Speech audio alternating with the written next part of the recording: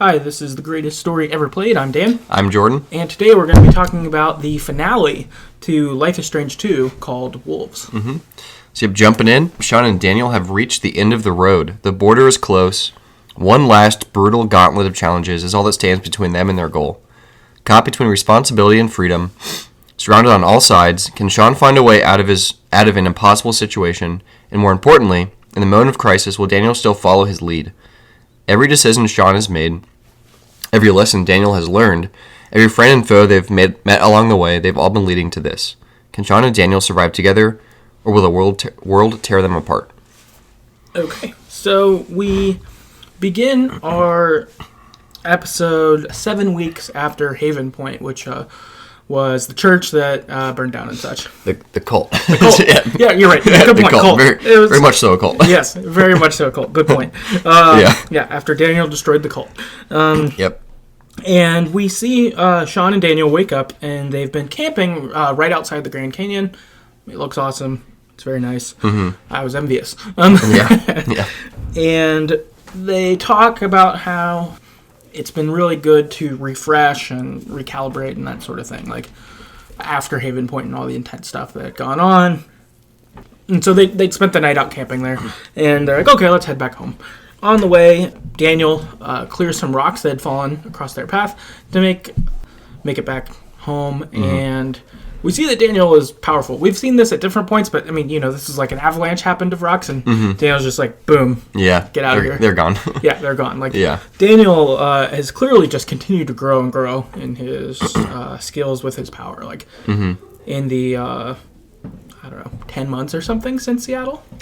Probably, because I think that was around Halloween. Yeah. And then later in this episode, it's right around the 4th of July. So, yeah, in 10 months, Daniel has really developed his power. And you see it even just in this, of move the rocks. Yeah, really easily. Yeah, not a problem. So then we arrive at this little commune town, which is called Away, which is where we've been staying with Karen, their mom. Yeah. And it's kind of cool. This is a cool setting. I feel like this is really exactly where you would want to go if you're on the run from police and one of you has supernatural powers. Yeah, everyone's down with anything and fuck society. They screwed you. Yeah, right. It's perfect. That's where Daniel and Sean have been. They're in Away, and we've been staying in this essentially non-mobile trailer. Yeah, it's definitely a trailer though. Yeah, it's a trailer. That we've been living in, that Karen already had because she's stayed at Away at varying points. And Away, too, just to get kind of more picture of it, is it's almost like a junkyard turned into a town. Yeah. Of sorts. There's some wrecked cars, but then there's one home that two guys live in, and then there's a couple other mobile homes sort of scattered through there that may be more permanent mobile homes, they're not going to drag them and take them somewhere else, that kind of thing, and a couple cars that are in the town that do work. That's kind of the vibe of what this looks like. But so while inside of the Karen's home, you have the option to kind of look at different things. So I took that. I don't know if you did, but I got to read Brody's blog. I did that too. That was nice, hearing about him reconnecting with his mom while she was, because when we met him, he was on the way to see her, and she was dying of cancer, and it wasn't going well, and they had a fractured relationship. And his brother was a dude who bought in with business kind of thing. Yeah, and Brody did not. And Brody did not. Instead, he was a wandering journalist. Kind of thing. My dudes. Yeah, my dudes. Yeah.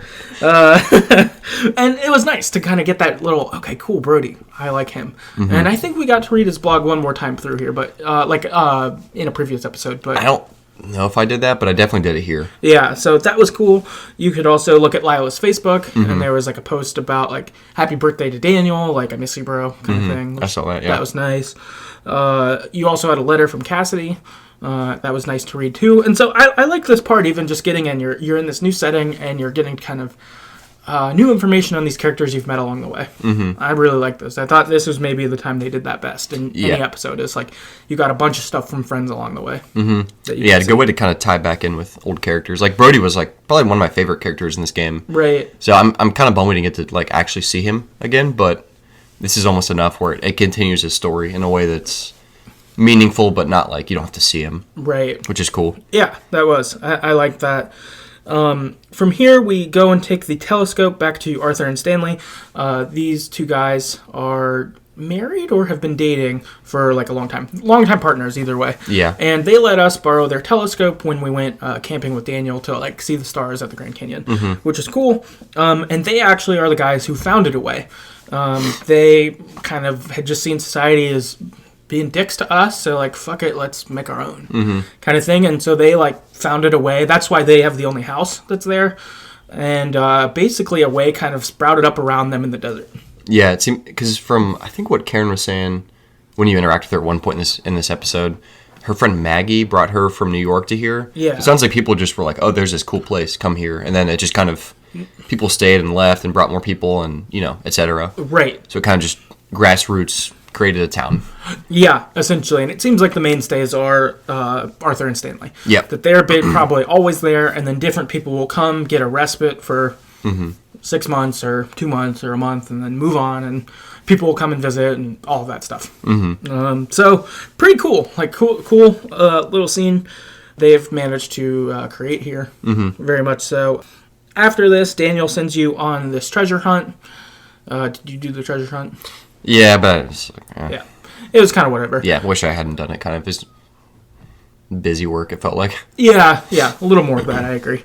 And so Daniel has you walking around the town, and he's telling you if he's like you're hot or cold on things, and ultimately you find like something he found in the desert. Yeah, it's like a 10-year-old treasure. Basically. Yeah, right, essentially. And I guess it's like it was nice that he can play, but whatever. Yeah, in terms of playing it, not with me. Yeah, in terms of me, the person Dan playing it is like whatever, it's fine. Yeah, I don't have a kid, and I don't really want one right now. This is why. Don't want a treasure hunt. Yeah. At this point, though, Karen returns. So we finish the treasure hunt and we head back to our mobile home.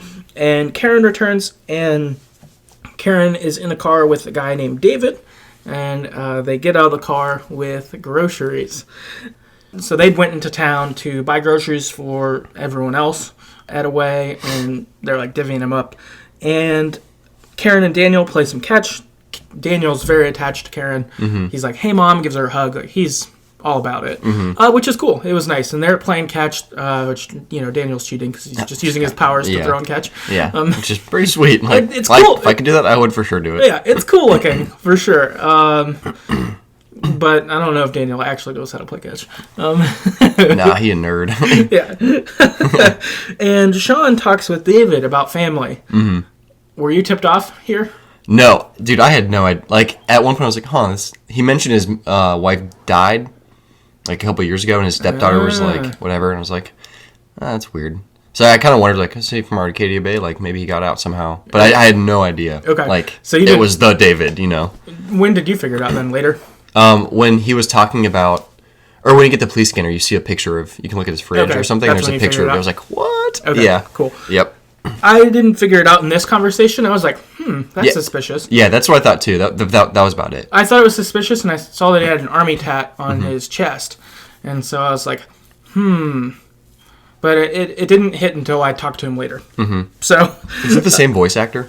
It is the same one from Before the Storm, but not from... Okay, yeah, because he sounded a little different. Yeah, so like, that's what I thought too. And so that made me a little unsure. Yeah, it was weird, because like Army, David... pissed off stepdaughter. Yeah. Like, I don't know, man, but it just seemed he looked totally different. He had ponytail. Yeah, the question I asked him too didn't. It like said like I had a stepdaughter I didn't get along with or something. But I think one of the questions I asked didn't quite make it as obvious to me yet. But I watched some other playthroughs, and some of the conversation there was like, because some of the playthroughs I watched, people figured it out right here. Yeah, I didn't ask the right questions either. Yeah, mine took a little this later. is weird. Maybe you're from Arcadia Bay. Right. That was probably about it. Right. At that point. Yeah. So you talk with David about family. He talks about a stepdaughter he had who, for us, I guess it would be I have a stepdaughter I didn't really get along with. In one of them, if you do the other version, that's what it is. If you do opposite version of us, then he says, yeah, I had a stepdaughter who died. She used to call me a step douche. Yeah, step douche, yeah. And I was like, Yeah, well, you were, so. Yeah. So talk with David about family, though. He basically is like, Daniel's had to grow up a lot, but it does seem like you're doing your best you can. That's cool.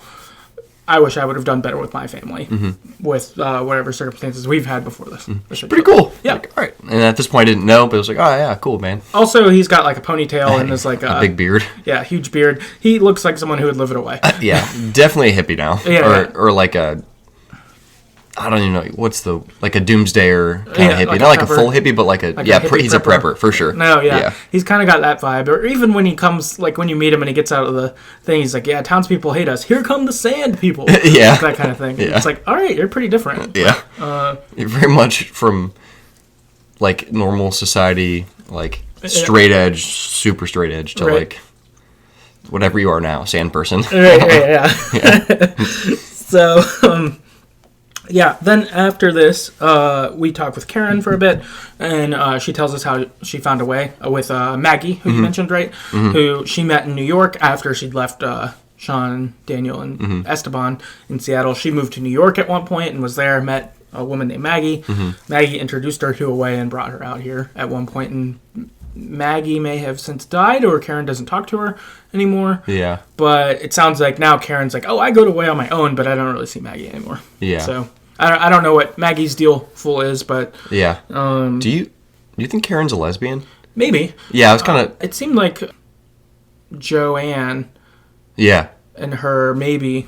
Yeah, we're into each other. Maybe dated. I kind of wondered about that. If that's like that. why one of the big reasons she left. Yeah, no, that was with was it Arthur or Stanley? I forget which one was married and had a kid or had a family, and then one of them did came out and then they like ostracized him. He's like, all right, I'm moving here. Yeah. I forget which one that was. I forget which one either. I didn't talk to them that much because I foolishly tried to play all the game on the night it came out, and so I was up kind of late. Like 4 a.m.?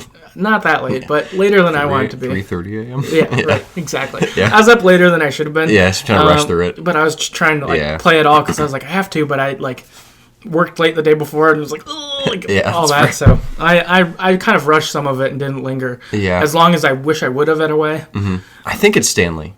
But yeah, he was married, and it kind of reminded me. It was like, oh, I wonder if Karen's similar situation. No, yeah, maybe that would fit, like based on, like that would make sense. Yeah, so I could see that for sure.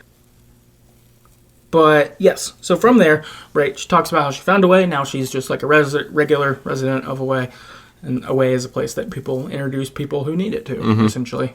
It seemed pretty cool, like a pretty cool spot. If I was like lost and needed somewhere to go, I don't know how they get money to buy things, but like, I'd for sure want to live there, I guess. Like, it seems kind of cool. It does seem like a good refresh, like they've said. Like, it does seem really good for like Sean and Daniel to be able to stop here. I wonder. Part of me throughout playing this was like, just stay there. Like, yeah. I mean, it's not great, but it's not. But I guess when you interact with Karen more and other people, Sean's kind of like, I could never, or. It seems like he doesn't want to stay somewhere. It seems like it would be harder to stay. Yeah. But Daniel seemed pretty into it, but Sean was not as much. After this, we go on a hike. Sean, Daniel, and Karen go on a hike. And during the hike, they get to a view, and she tells them that the feds are catching up to us. That's a good reason not to stay. But yeah. I think without that, maybe they would have. Yeah. I feel like they could just hide, though. Like, I wonder if it was that someone would find a way eventually. I kind of thought. But they said the feds were catching up with them in town. There was stuff in the newspaper that people know I was there. And like people are looking for me. Also that essentially we have to keep running. Because like you got to go before you get caught kind of thing. And like... I want to help you get away. And I will go the other way. I'm going to head towards Canada to try to draw them away from you. Yeah. Hopefully you can make it. And that was like a thanks. Like we really appreciate it. And she was like, yeah, I mean, like I want you guys to live the best life you can. And like, I want to do what's right. Even if it cost me kind of thing. And it was like, that's pretty cool. Like, yeah, I was kind of salty at this point, but it was like, because I think there's an option to like, talk about how you were raised, like Esteban raised us differently. We're not criminals or fugitive, whatever. So I pushed back a little bit. It was like, now you care, cool. Yeah. Which we'll talk more about in a second, but yeah. I still have some hard feelings towards her, or did have hard feelings. I jumped towards up a little bit. Sorry, that's all right. I moved a little out of order too. She did affirm she wants to help us, and I guess what you said, right? She does give us that a little more later. She also brings out these lanterns to set off for our last night, which were pretty cool. I like the scene, like just in observing it. It's kind of those lanterns that like you put a candle in it, and the candle is able to make it float. Yeah, like it's like a mini hot air balloon that lights up. Yeah, and it was cool, and they did them together. She was like, I wanted to do this for the 4th of July, but you got to go tomorrow, basically. And I'm like, okay. And puts them up, and then Daniel, like, controls them some. Yeah, show off. Yeah, it looks really cool. Yeah. I have a speculation that I don't know if is true, and I'm not sure how to figure out. But my speculation is that the way that the lanterns go up affects what your ending will look like. I wondered that because the way mine went, I was kind of like, were 2 in the front and 1 was in the back? Yeah. I thought it was like, oh, this is Karen, and then the other 2, mine were a little different looking as they went up, and it made me wonder if I would get the ending I got. Yeah. So, which we'll talk about when we get there. Mine were together, but even so, they were kind of askew. But so okay, maybe it's the same always. That'd be kind of a little like Easter egg, though. Yeah, I wonder if you go back and look at different. I don't know if it's true, like, but I am curious if they do change a little, because that would be a really interesting foreshadow if they did it. But I thought it when it was going. I was like, I wonder if this will relate to the ending. That was my first thought too. Was like, these seem to represent something. Like, there's 3 of them. There's 3 of us. Yeah. Yeah, and then even the way they went, it represented the ending I thought I would get, and I got it. So yeah, you suck. You're a bad big brother. Yeah. Yes. Well, I guess it depends on your view of it, but whatever. Yeah, yes. We'll talk about that. Yeah, we'll get there. So the next day, this is where Karen lays out more that she'll buy us time. Yeah. As Jordan had mentioned, the pushback there. She's going to try to get caught so we can make it to Mexico. I want to help you guys out, like that kind of thing. Yeah, so basically sacrificing herself so we can hopefully evade cross the law. The border. Yeah, cross the border, because like everyone's looking for us at this point. Like the manhunt is pretty legit. It seems like. I think after the Haven Point stuff, like we maybe were off the radar a little bit at points, but that really brought us back on. Yeah. I guess that the weed farm stuff got us back on there too, but... Yeah, because that's how we got arrested, right? Right, because then we were in the hospital. Yeah, and then escaping the hospital. Yeah. So... Yeah, I've done a couple things, here and there. Yeah, we've had a few big things, but I feel like the Haven Point thing was pretty big. Like, burning this cult's church and killing a person in mine. Did the person die in yours? Did she die in yours? No, we didn't kill her. Okay.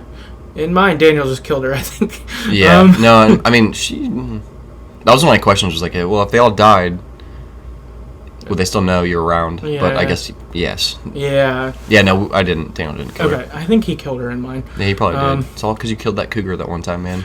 I kind of am afraid of it. I kind of think back. Yeah. I'm sure there's other things too, but like it does feel like that a little bit. So that's where it started. After this, though, we head to go see David, because David's got a gift for us. He is going to put some new plates on our car so we can escape, which is cool. But he's also got a police scanner for us that will help us obviously evade police along the way and make it to Mexico, which is cool that he's hooking us up. And at this point, too, you can wander around in David's trailer RV thing. Yeah, trailer. Same. And look at stuff. There's a lot of stuff there that's pretty cool. Did you look at everything? Yeah. Well, once I realized who it was, I was like, yep, I'm absorbing all of this information. Yeah. So there's a picture of David and Chloe and Joyce on the fridge. So that's... And you're like, oh, what the fuck? Yeah. Just like, he's so different. Yeah, and you're like, oh my god, it's him. Yeah, the picture is like of him as step douche. Like, the buzz... With the crew cut? The crew cut, yeah, the whatever he would... Jeans and the tucked in shirt, whatever. I don't know. But yeah, it's like, all right, suspicion's confirmed. Security guard, David. Yeah. So you see that. Fake ass cop, David. You find a picture of Max and Chloe now. I didn't see that. Oh, it's cool. You should look it up. Are they like old? It's like older. It's like college age Max and Chloe. Shit. You should look the picture up. It's cool. There's a picture of them, and Chloe's hair is more green instead of blue. Oh, interesting. And her tattoo is a little bit different. Okay. They look cool. Damn, I missed that. I'm gonna go look at a picture of it. Yeah, Yep. yeah. It's definitely cool. There's what else is there? There's a letter from Victoria. Do you see that? Yes. There's a letter from Victoria. So we find out that Victoria had gotten saved in the bunker by David because Max wasn't there, being captured by Jefferson. Instead, it was Victoria. Yep. So we know Victoria and David, obviously, both survived the storm. And Max and Chloe did, but everyone else is dead pretty much. David said at least everyone, they were the only two others that survived. Maybe Jefferson's in jail.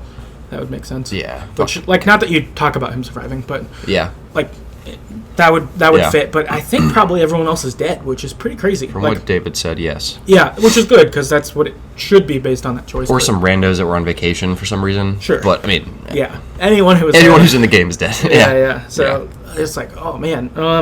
But you explore stuff. It's cool. Kind of seeing those. I guess we should say too, if you haven't played the first game, which I assume you have, so Chloe's the main character, and then Joyce is her mom, and David's her stepdad. So that's and Max is the main character. Yep. But I assume you've played that. So, just to throw it out there, Yes, I guess that these people wouldn't mean anything to you if. Yeah, they're just randos. But yeah. Yes. Crazy. Yeah, crazy for sure. Getting to see those, I really liked that. Then we go, and once we find the there's also in the scanner, if you keep going, like when you're buzzing through them, there's one where it's Ren, and he's like, Alex, Jonas, where are you? From Oxenfree. What? Yeah. Oh shit! No, yeah, so they did once I hit the police scanner, or the police frequency, I was like, cool. I didn't find that on my own. I saw it on the internet, but yeah, there's a little shout out to Oxenfree in there, which is fucking cool. Damn, that's really cool. Yeah, I know. I was like, I love it. So many Easter eggs, man. I know, right? Getting that one in the Last of Us one in the first episode. Remember that when Daniel did the clicker noise when he saw the. Oh yeah. It's like, yes, I love that they that's so sweet. are shouting out different video games. Yeah, that's really cool. Yeah, and also just David. I mean, that's an Easter egg technically, I guess, but it's obviously a really big one. Yeah. It's more like an Easter holiday. Yeah, I don't know. Like a cameo, really. Yeah, straight up. So cool. So cool. But, so David talks to us, though, about his past. This is where it hit me. Because I didn't look around his RV too much the first time. Okay. Then you went back in, you're like, oh. Well, I couldn't go back in. In this conversation I was having with him, I realized it was him.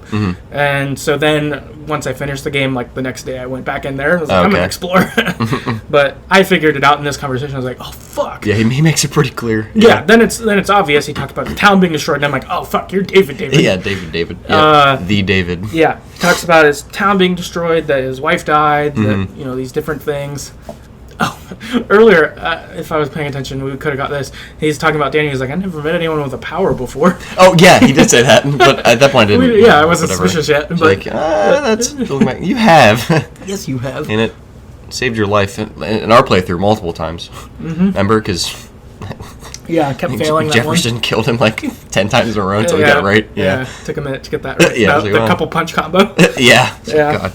Yeah, we got you killed at least 10 times, but I'm sorry. Yeah, might be. Yeah, he talks about his past, though. And then he encourages us to consider surrendering. And being like, if you surrender now, Daniel's too young to get prosecuted. He'd probably... I don't know, maybe end up with your grandparents or something like that. He probably wouldn't get in that much trouble. You'd have to go to jail, but you're young, and you'd probably... Is that what he told you? Yeah. For my game, he said, he was talking more like, well, the truth's on your side, it'll get figured out. Yeah. Something like that. He said some of that stuff, too. Yeah. But he did talk, if you just take it, it might work out for you still. Just kind of like old David. Yeah. But also, he's not forcing it. I think throughout the conversation, too, he's like, I'm not trying to be a dick. Yeah. I'll tell you what to do. He's definitely, I'm trying to help you here. I'm not. No. Which it felt different than the previous game. Yeah, I felt like what he was talking was almost as if I'm someone he's never been law enforcement, but he did security and was in the army, so associated-ish. But they're gonna fuck you, and maybe you can make it less bad if you go this route, and it could work out okay-ish. Which definitely swayed me at the end. Yeah. I think it actually helped me. Like, all right, okay. I thought it was helpful advice. Like I thought, like you said, I don't think he was being a dick about it. He was saying he wasn't trying to be a dick. It felt like a like. And knowing it was him, I was like, "You've been a responsible adult before, like, not now, but yeah, like, sort of a different way." Yes. And you had parts that were irresponsible, obviously, before, but like, yes, I don't know, whatever. It felt very much like I care about you. Yeah. Here's the best advice I could give you. Whatever you want with it, but like I'm behind you either way, which was cool. Exactly. Yeah. So that was good. Then he gets a call. Did you stick around for the call? So he gets a call. And it's Chloe. And Chloe says that her and Max are in New York, that she's got an art show. They talk about people in New York being snobby. Yeah. He also mentioned that at some point Max and Chloe had come to away. And had stayed there, which, again, that seems perfect for them. Like, post-Arcadia Bay, if they end up at away sometime, I bet that would be really helpful for them. And it's really nice hearing them talk, and they're just, like, enjoying talking together and, like, have a decently good relationship. He also talks about how he felt a little shit on when they left initially because they just left right after Arcadia Bay, and he kind of felt like he was stuck there to figure out what to do. But their relationship's good now. Did you listen to the full phone call? Yeah, I did too. It was kind of cool. It's like you didn't hear her voice necessarily, but it was like some cool little, like, New York, cool. They were here, cool. Yeah. They mended their relationship, cool. Yeah. Chloe still talks to him, cool. Like, I like seems that like things a lot. worked out well for them. I like that a lot. It was great. Like, I feel like this whole cameo thing was really well done. I just really liked it. Yeah. Very important, but also not, like, in your face as much. Which is pretty cool. Yeah. I thought they really landed that. We talk with Karen again. I think more potential bonding options, blah, blah, blah. Like, just more building with her. Then we call Daniel to head out of the way and say, all right, we got to go, man. Let's head out. I guess, too, the way that we did this episode in itself is we didn't highlight a lot of the mini decisions, because in this episode, I would say similar to the finale to the main Life is Strange game, there's one big decision and then some other small ones, which are fine. But we did decide to highlight one small, not decision specifically, because there's a couple of decisions that relate to us, but one question. See, at this point, I guess you're basically parting ways with Karen for the foreseeable future. So the question is, how was your relationship with Karen or your mom, whatever, Karen, when you left here?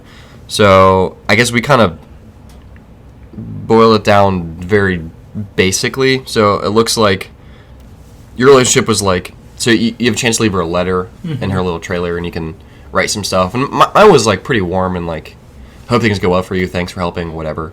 And you can call her mom or Karen at the beginning of it. So it looks like you called her mom. Yep. Mine was the same. I assume the same letter. It was like kind of warm. Yeah. Thanks for helping, whatever. But I just called her Karen because I didn't feel like calling her mom still, even though she's helped. Because I mean, you were gone for what's Sean, probably 17 now, for 16 years, like or 12 years. I forget the exact amount. Daniel was young. I don't think he wasn't a baby, but he was young enough to not really remember her. Yeah, so Daniel, maybe it was like 5 or 6 years. But so if Daniel's like 4, but Sean was like 10. Yeah. And so Sean's been 10 on not having his mom there. Yeah. That would fit. So part of me was like, I mean, you've done some good shit, but like, Yeah. I'm not ready to call you mom yet. Like, if we get out of this and we can see each other again, like, maybe over some time. But I just still felt, especially from, was it the last episode? Yeah. Just making a bunch of excuses about why she had to leave. I was like, you're kind of apologizing, but you're also like not, you don't really recognize, it just seems still like you're like, oh, I had to do it. I don't agree. So part of me was still kind of tart towards her. Yeah. So what about you? Also in this, did you have a chance when you're leaving to say goodbye, Karen, or goodbye, Mom? Is that true? Yes. Or am I making that up? I think so. I still said Karen. Like, I don't... For some reason, I feel like I said Mom to her when we left, also. Yeah, I never said Mom. Yeah. I don't remember it being a big thing. Yeah, I don't 100... I might be wrong on that. But, yeah, I decided to do it because I was like, she's really taken us in here, like... And really taking risk upon herself. Like, last episode, I was a little bit more like, on her. But in mine, especially, I was like, well, yeah, we kind of all killed someone together. Yeah, so that's, mine being different. Sure. But then also, you, like, showed us your hideout that, like if she wanted to just ditch us again, we would never find her and no one else ever would probably. And so she's like thrown in and Daniel really cares about her and, I think seeing her do things to try to like mend, I think that kind of got me to be like, you're cool. Like not that I've got, like not that I'm like over or like I forget things or something, but like I want to have a better relationship with you. You've done enough that I want to reciprocate, I guess. Yeah, that's fair. Or whatever. That was kind of my thought flow. Yeah, just the reciprocation's like, I mean, I don't know. It's like she's doing things now, but it's almost because she fucked up before. So even, I mean, she clearly loves them, but like, it almost she's like feels bad and guilty, so she's helping now. Sure. It's like, I mean, it's for us, for Daniel and Sean, but it's like it's also for you. So part of me was like, I'm just not ready yet to throw in fully with the mom idea. Yeah, that's fair. Yeah, that makes sense. A little bit of feedback we got here from people on this. Callum on Twitter said, Sean definitely warmed up to her. Both he and Daniel really appreciated having their mum back. Mum. Yeah, from the UK. Alyssa on Twitter says, very good. Sean hugged her and left her a positive letter. I think I hugged her too. Yeah, I think I'm pretty sure I hugged her as well. Yeah. Because I tried to do most of the positive stuff. I'd say like my letter was positive also, but it was just like that next step. Like you're still not my mom, quote unquote. Sure. And you are, but you haven't played that role yet. Yeah. Maybe at some point, but right now, no. That's fair. Nikki on Twitter said, it was overall better than before, even hugged her goodbye and left her a note. So. Christopher on Twitter says, good, I think things worked out. And then Adam on Twitter said, I was very positive with Karen at every chance in this episode. I hugged her and before leaving left a caring note. Her leaving her kids behind was terrible, but she really worked towards making it up in episodes 4 and 5. And yeah, no, I think that makes sense. It seems like we all saw progress there. Like we felt like we experienced it. And, whether we reciprocated all the way or just some. Yeah. Which is good. She's definitely done a lot more than she has before. No, cool. Well, because when she came in episode 4, I was pretty skeptical and stuff of her. And I was like, I don't know about you. Like, it's like, who are you? I don't want your help, that sort of attitude. Yeah. But by the end of this, I felt like I was like, you've been an ally. You've blown it before, but like I feel like you've helped and really tried. And I appreciate that.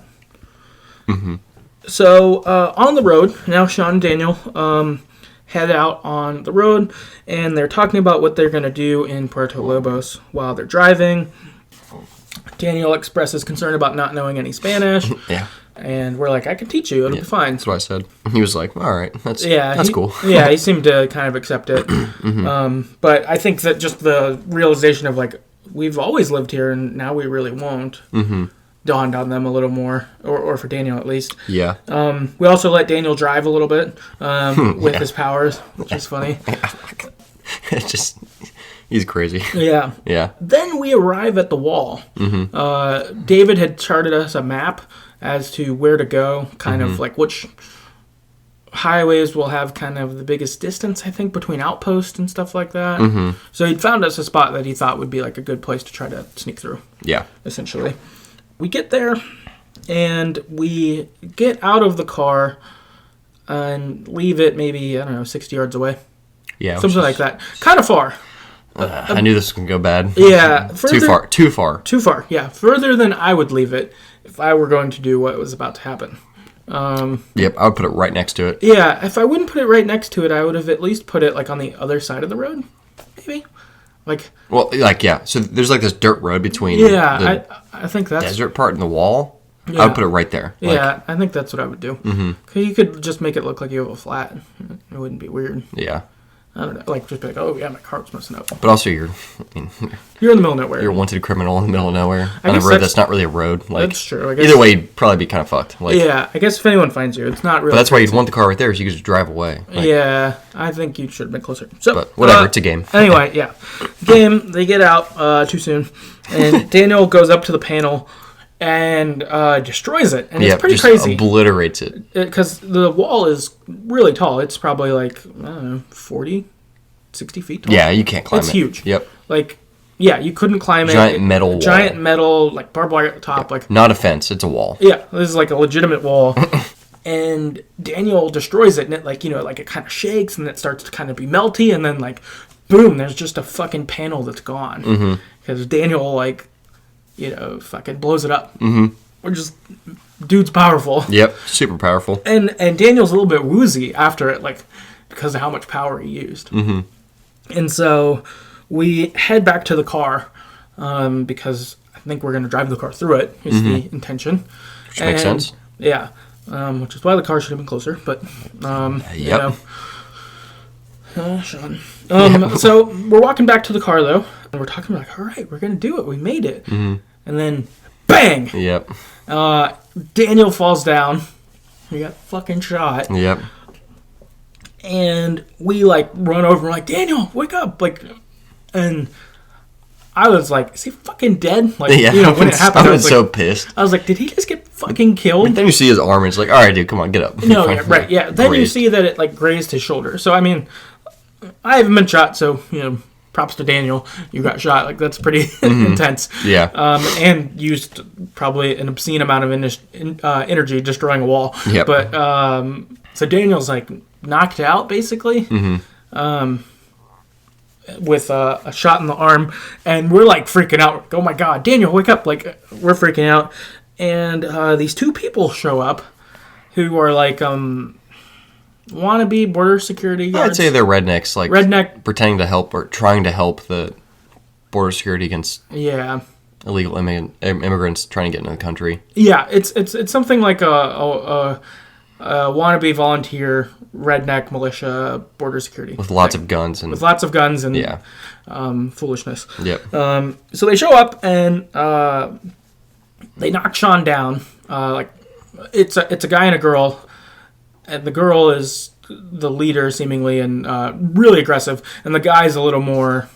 The guy's her dad. I think he's the leader, but she's just more like... She's more okay. More racist, I guess. I don't know. No, yeah. No, they're both racist, but... Yeah, because the guy is like, that's a kid. Like, we gotta go. Yeah. We gotta get him to the hospital. Like, shit. Yeah, she's like, he'll be fine. And she's just like, nah, I don't care. Immigrants. Like, yeah, fuck them. Yeah, that's basically her attitude. She's like the picture of, like, immigrants, fuck them. Like, that's who she is. All of her interactions, everything from here on with her is that way, and you're just like... You fucking suck. I hate you. Yeah.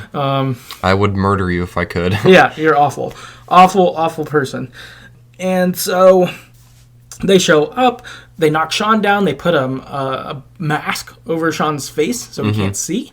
And he's, you know, freaking out because he's like, did Daniel die? Yeah. Like, he's not doing well. Then a real border security officer shows up. Yeah. He's like, what the fuck is going on? What the fuck are you doing? And they're like, oh, we had an agreement with Bill? We could do that. You know, like that kind of thing. He's like, no, that shit's bullshit. You can't do that. What the fuck are you doing? Like, you can't do this. And he arrests them. Just, yeah, fuck him. Which is cool. Like, good job, border security officer. This dude's the dude.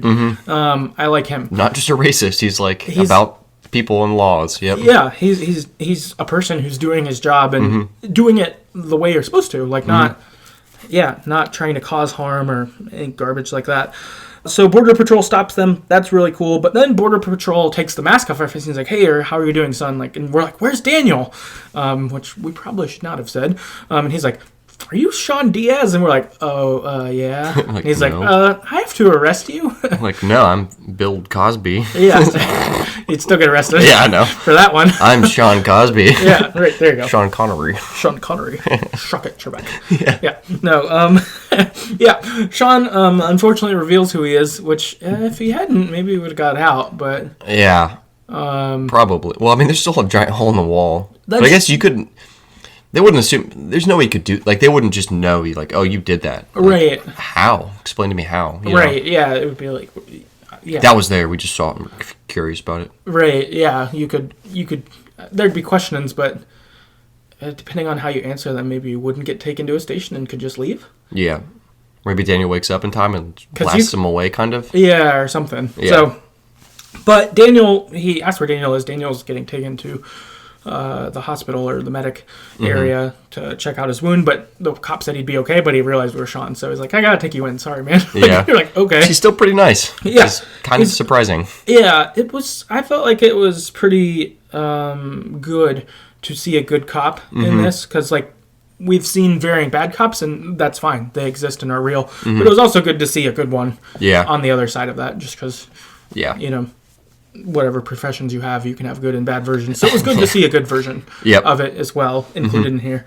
And so Sean then, we end up with Sean in a cell back at the precinct, I guess. Yeah, I don't know. It's Border like Control small. Police Station, kind of. Yeah. There's like 3 or 4 pretty Small cells. barred cells, yeah. It's like a jail, but it's like, seems probably more advanced than that. Yeah. Not much more, but it's... I'd agree with that. And so Sean's in a cell, and he's with a Mexican couple whose names are Diego and Carla, and they had gotten caught trying to sneak over. Mm-hmm. And in the cell next to us are the assholes from the border. Yeah, just great.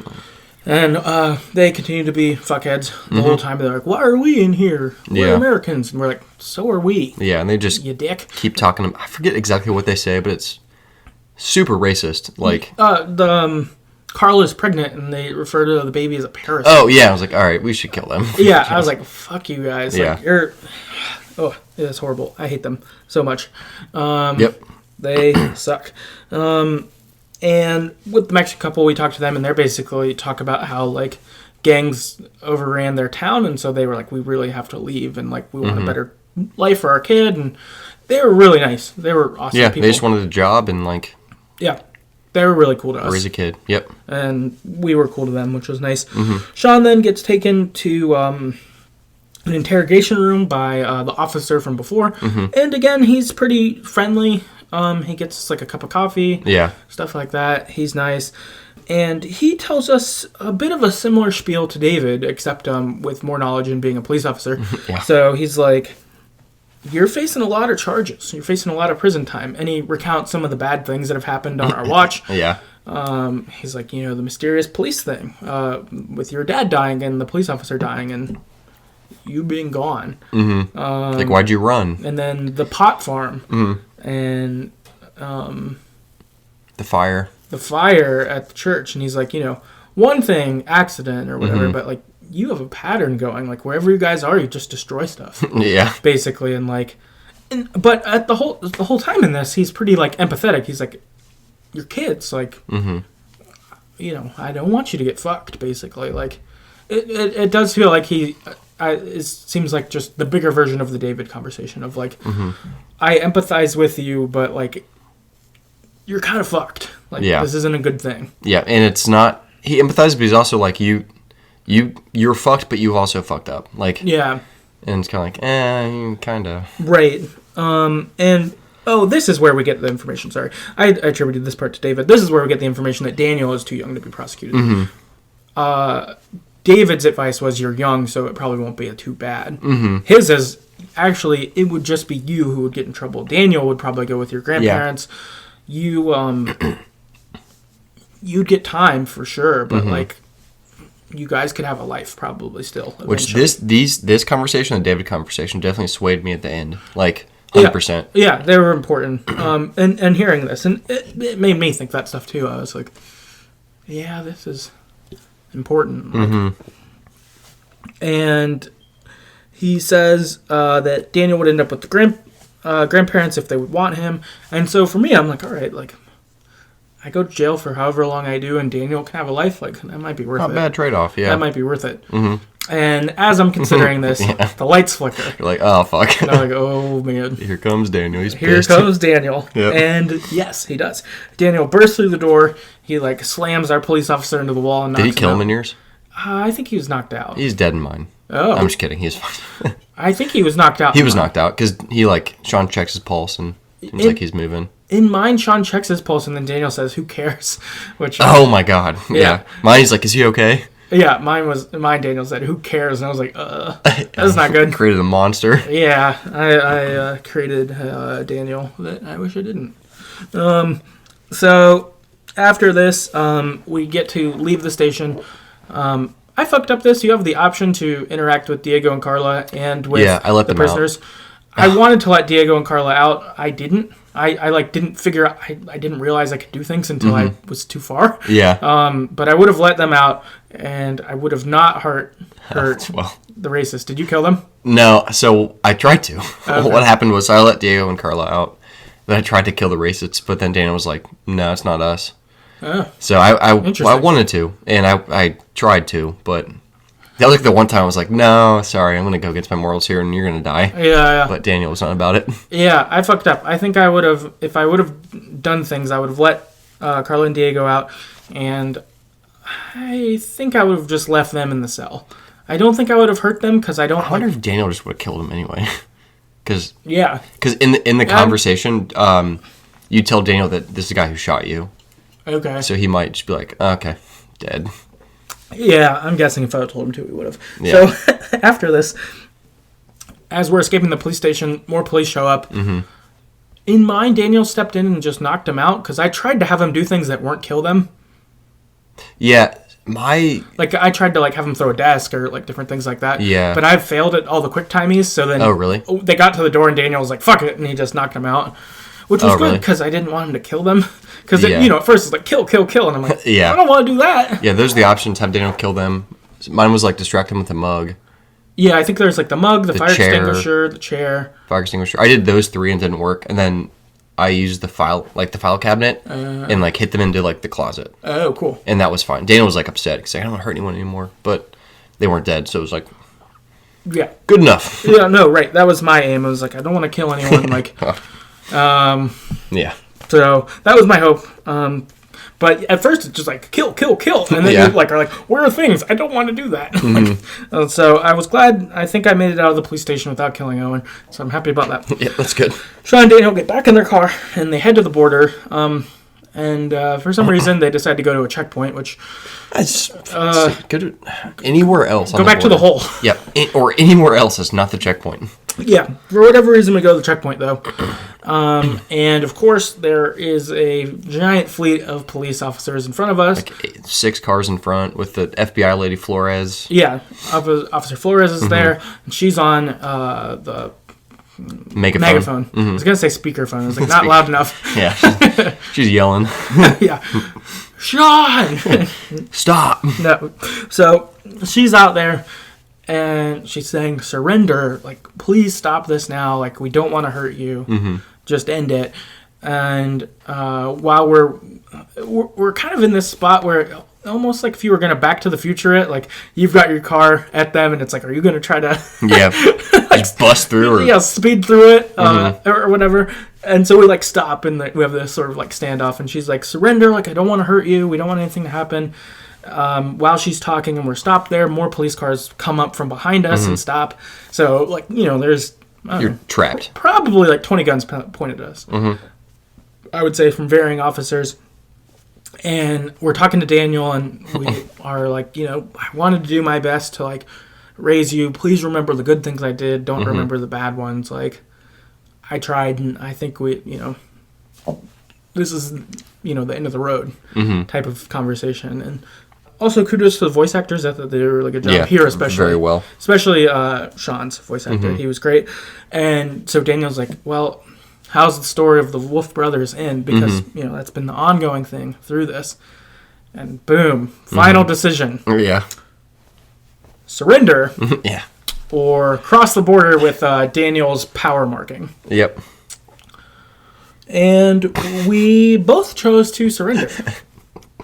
Yes, with different outcomes. We both chose to surrender. Yeah. What was your thought process for surrendering? Honestly, I think talking to David and that Border Patrol officer was yeah, if Daniel can have a normal life and I can get out of prison in however many, 20 years or something like that, this seems better. Right. Because Daniel didn't really want to go to Mexico that much. It just seems it felt like a selfish decision. We're going to be together, but we're going to be free. Right. Or Daniel can be free, but I can be in jail. It just seems the whole time it's been yeah. We should have just stayed at the police scene in the first place. Right. Explain there's no way we could have done all this carnage. It would have made sense, So we should have done that. Mm-hmm. So it felt like it was time to stop running. Yeah. To me. Yeah. I felt similar. Just knowing that Daniel probably wouldn't get too much punishment. Mm-hmm. I think that made it feel a bit more for me. For I was yeah, we can drop this. Yeah, I'll take whatever. Yeah, I'll take it. It would have been cool if we could have made it to Mexico and both been together and made it, but I don't want you to get fucked. That's how I felt too, yeah. And two, like, trying to cross, could you get hurt? Could I get hurt? Could, you know, it's dangerous, so let's... Yeah, there's a lot of people and a lot of guns. There's just a lot. And so I was like, let's just draw the line here. Like, that's it. Now, from your surrender or cross the border options, there are actually 4 endings that can come from this. So you can surrender and you can cross the border, but you can also have Daniel's responses be yeah or no in relation to those. So you actually have 4 main endings, but then even within them, some people have said there's potentially 7 endings.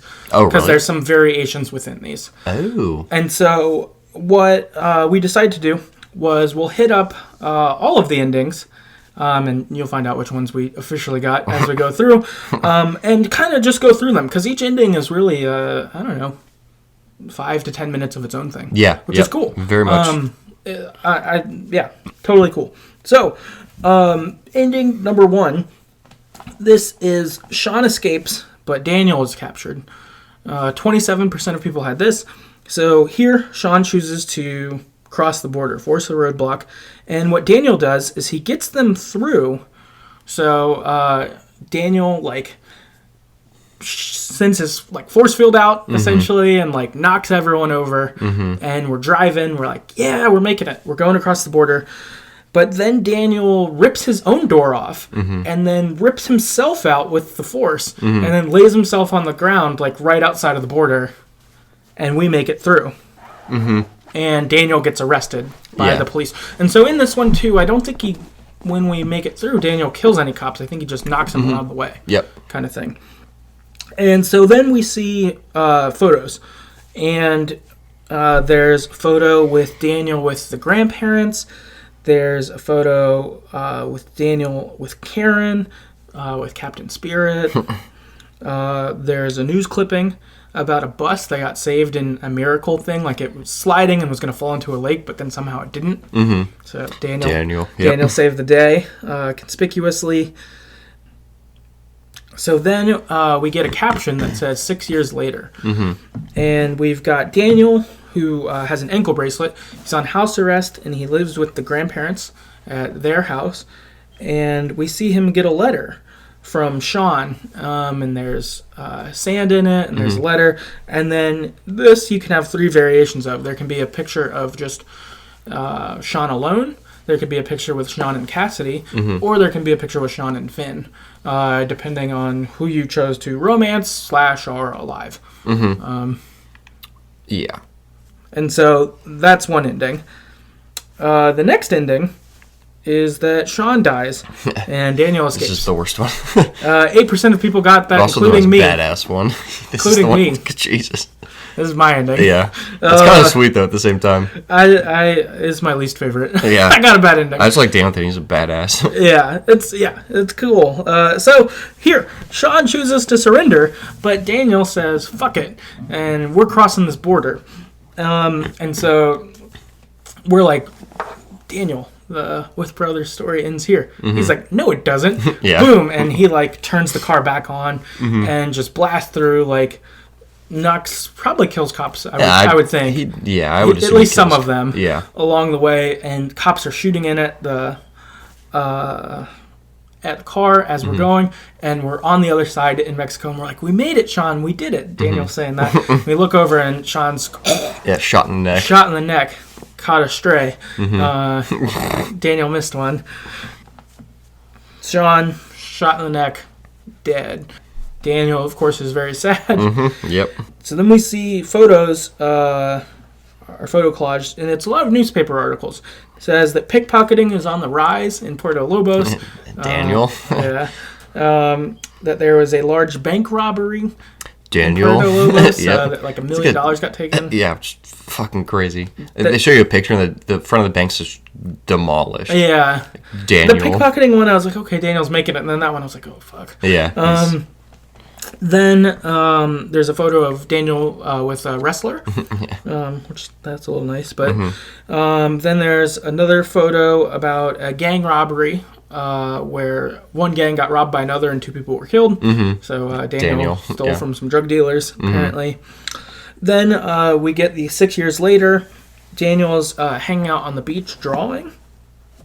And he's got blonde hair. Yeah, he's got some blonde highlights. Streaks. Yeah. And he goes and takes the picture he drew and lays it on Sean's grave down by the beach. Yeah. Which was sad. And sad that Daniel probably drove that car with Sean to Puerto Lobos and buried him there. Probably. While he's 10. Probably. Yeah, that's sad. So at Sean's grave, then a couple people who I think are gangsters. There's 3 of them, yeah. They show up and they try to rob Daniel, and Daniel just fucks him up with his powers. Oh, yeah, really easily. Blows 2 of them back, and then the one with the gun, he, makes him point it at his own head. Yeah. And you're like, oh, man. Yeah. And then Daniel doesn't make him pull the trigger, but then just, throws him on the ground after, and Daniel walks away. Yeah.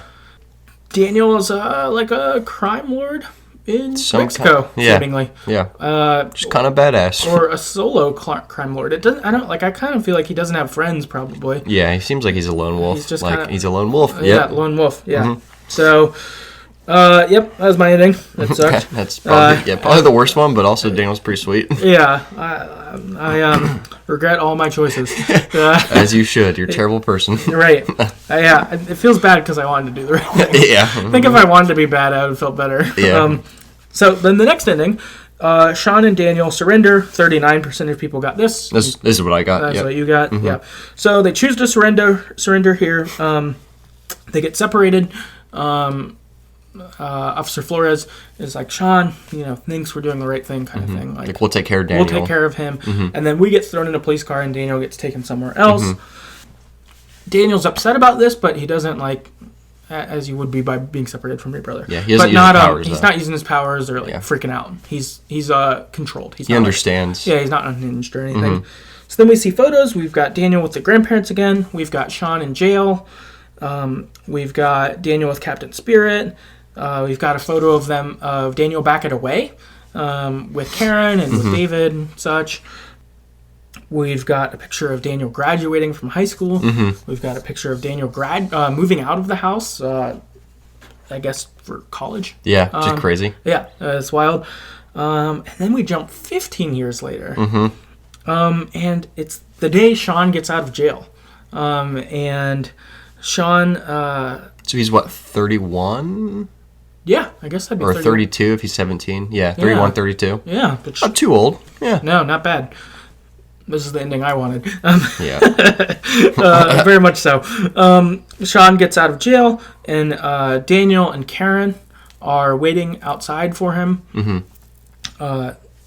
Karen's got Joanne's poncho on, so she's probably dead. Oh, shit. Is sad. I did not realize that. Yeah, which, I think she had cancer, she was going to probably die anyway. Yeah. That's sad, especially 15 I didn't years, realize that. That's sad. Really sad. Yeah, Damn. That's sad. But Daniel and Karen are waiting outside. Daniel goes and gives Sean a hug. That's nice. Then Karen comes over and does it. Sean's got a nice beard too. Yeah, Sean's got a good beard. Yeah, bald head or buzz head from jail. Yeah.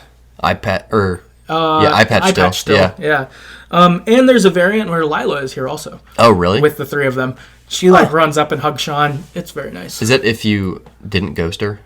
I'm guessing he probably because I didn't talk to her much if at all. I only talked to her in episode 1, and then I didn't on 2 because I didn't think I should use the phone. Yeah. But I wonder if you did in those 2 instances, then you maybe could talk to her, but have her there. But also the fact that she'd be there 15 years later, best friend ever. Great, yeah. Or more if they do date. But ooh. Who knows? I don't know. Maybe Sean and Daniel will date. Gross. Yeah, no, just kidding. Totally kidding. But very nice seeing them there. Then Sean and Daniel are hiking at the park from the first episode. So crazy. Yeah. It's kind of sad. Yeah. So they're hiking, and as they're going, I'm like, this is that fucking park, isn't it? Yep. And then they go into the little mini cave they slept in that one day. I think is that the first night? I think so. I think it is the first night.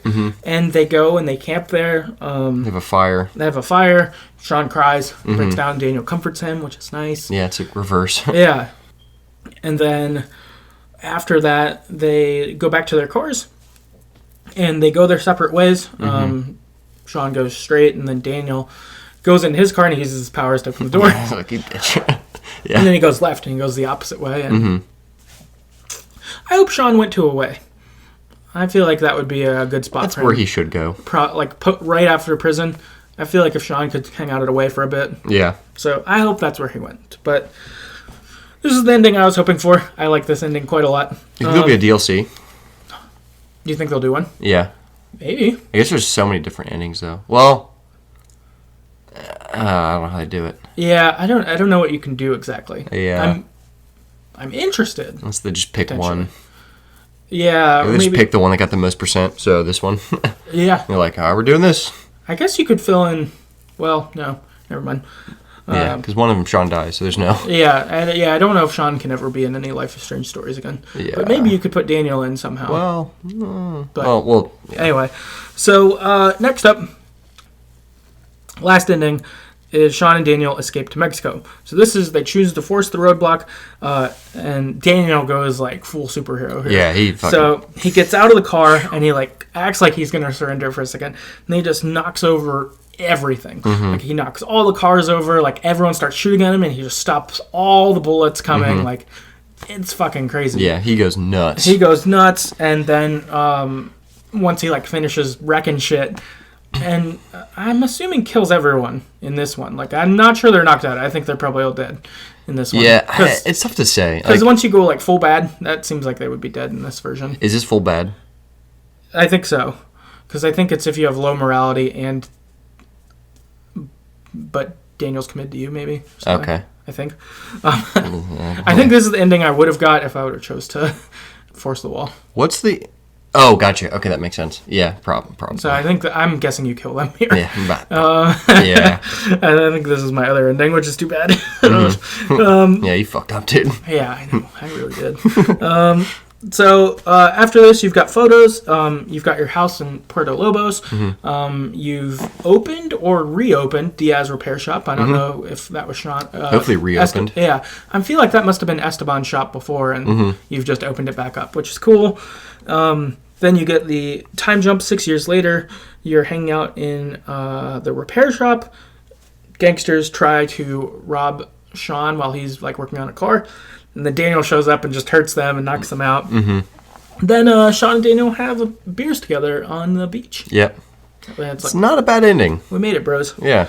Yeah, I would have preferred this to the one I got. Yeah, this is probably the second best ending. Yeah. Or maybe... I think you got the best ending. Yeah. Yours is my favorite of the endings. Yeah, it sucks because they're separated for 15 years, but like... It fits with how I morally want to play games. Yeah, like yes, it does. For me, like no, that's same. How I would prefer to play. But I guess they still don't end up together because they go different ways at the end. Yeah. So I guess it kind of like. Yeah, this one you do get the most bros of like. Yeah, we're in Mexico and we're outlaws. But they also they're still outlaws because even in they objectively are outlaws, but even in Mexico, there's still that clip of like the newspaper clip of like. Oh, robbing the gangs. Yeah, that's still in there. You're right. So I wonder if they did that anyway. Yeah, and that's why the gangsters are coming for him. Right. So maybe that's the money they used to open up the repair shop. Yeah, maybe. Which because I could see that being their justification of like we're robbing bad people too. Yeah, just like Yeah, it's still not good. Not the worst, but not great. Yeah, not full. Daniel does what he wants, like in mine. Super villain Daniel. Well, I mean, at that point, if Sean's dead, like I'd probably. No, then he's whatever. No, well, I'm like 10-year-olds controlling things like impulses, like not really. Yeah. If I want that candy, I'm gonna use my powers to destroy everyone around the candy, then take the candy. Right, right, exactly. So we got a bit of feedback for people. Oh, also, actually, I had one comment I wanted to make that I forgot to say. So when we're talking with before we make the decision, and we're talking, and Sean says, "If I could just go back to that day and change it all, I would."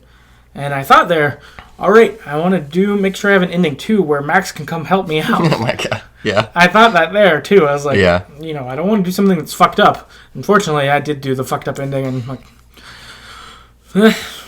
what's done is done. That'd be crazy if somehow Life is Strange 2, there's a DLC, but it's like Max somehow finds Daniel somewhere and it's like rewinds time. Right, go back before this day. Super crazy. They have to choose, like, do I like the new ending, or do I like the one that was there before? That'd be crazy. If you had one, like a Life is Strange 3 or something, or Life is Strange 4 or something, Max brings it together and brings all their lives back to the beginning and, like... That'd be kind of cool. Restarts it for them to get it going. I wonder if they would do that. I don't know. That'd be kind of wild. Yeah. But that was part of what I wondered, too. I was like, I don't want to make a decision I'm going to regret, like killing people. Unfortunately, I was the one who got killed. You didn't make the decision, yep. Yeah, I didn't make it. But I did think that... leading up, though, I was like, I'm going to get killed to teach Daniel. Unfortunately, it just made it bad. Yeah, it didn't teach I him thought anything. I would get killed, and I thought Sean would die and Daniel would grow better for it. Instead, I just died and he became evil, so... yeah, bummer. Worst brother ever. Mm-hmm. That didn't do good. Oops. Yeah. All right, so listener feedback, though, on people's endings. Nikki on Twitter wrote in and said, I chose to go through the wall. Daniel got out of the car, cleared the way, leaving a trail of possibly death and most definitely destruction. They got into the house together and got older. Daniel's powers with a little head tilt were amazing. Also, Sean's eye is cool as fuck. Yeah, just the solid black eye. Like, Yeah. all right, Yeah, that's cool. Yeah, you're crazy. Daniel on Twitter says, so I've been in a semi-protest mode since Season 2 started. I said, screw it, and I got Episode 5, which made me get Episode 1 as well. Long story short, it ended with Daniel alone. So he got my ending. He got your ending. That sucks, man. Yeah, bummer. Yeah. Adam on Twitter said, I chose the surrender option with higher morality and brotherhood ratings. Yeah, so that's like the big thing is what your brotherhood and your morality ratings are, and those affect how your endings go. So Sean got sent to jail, but Daniel got to grow up relatively happy. Lila was one of the visitors, so he had that alternate. Along with Daniel and their mom, it was great to see Sean when he got out. The ending was a little bittersweet, but at least I didn't have to have my brother kill a bunch of cops. Yep. That was a good point. No, that's good. Yep, that's my ending. Yeah. Let's see. Callum on Twitter says, surrendered. Sean was taken to prison, and Daniel went to live with Claire and Steven. 15 years later, Sean was released, and Daniel, Karen, and Lila were there to meet him. Sean and Daniel went camping in the same part of the forest as in Episode 1 before heading off on their separate ways. Yeah. So, again, same. Christopher. I jumped too far. Christopher on Twitter said, I had Daniel turn himself in. Or Sean and Daniel, I think. And Sean went to jail and came out a broken man. So, same as you again. Triple B on Twitter says Blood Brothers, so I assume he just... I think that's Sean and Daniel in Mexico. Yeah, that makes sense to me. I think that's that one. Oh, yeah. Yeah, that would fit the most, I guess. Yeah. LL on Twitter said, crossed the border, but Daniel stayed behind. I saw all the endings on YouTube later on. Yeah, both surrender options suck major balls. Either Sean dies or he gets punished for prison shit he didn't do. Sucks a lot. So... I still feel like the Sean getting punished is better than... Obviously, than him dying, but... Yeah, I think Sean dying is the worst one. Yeah, probably.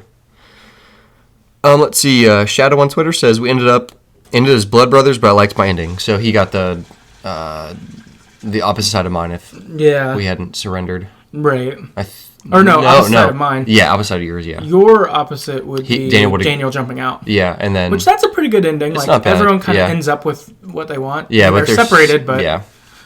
But I guess Daniel or, like, Karen, like, they could go visit Sean. Sean just couldn't come visit them. I don't know if Daniel could. If they'd let him do that. Oh, I guess while he's on parole or whatever, because he's got the ankle bracelet. Yeah. But, yeah, eventually he could go. Yeah, he could just go live there if he wanted to. Yeah, that ending's pretty good. Yeah, it's not bad at all. Too. Wolfphone on Twitter said, oh, man, I'm crying with my ending choice. So I wonder if he got mine. He probably got yours. I think I might have. Yeah. Yeah, good feedback. Also cool, a lot of variety. Everyone got pretty different endings. So I thought that was pretty good about these is that a lot of the endings were a good variety. Like, people really played this game different ways. Which is pretty cool. Yeah, which is cool. And, like, their endings really reflected that. So I guess wrapping up the Daniel-Sean brotherly paradigm, whatever. Right. At the end, there's, like, this stats or whatever on, like, how you taught Daniel. So it looks like there's 2.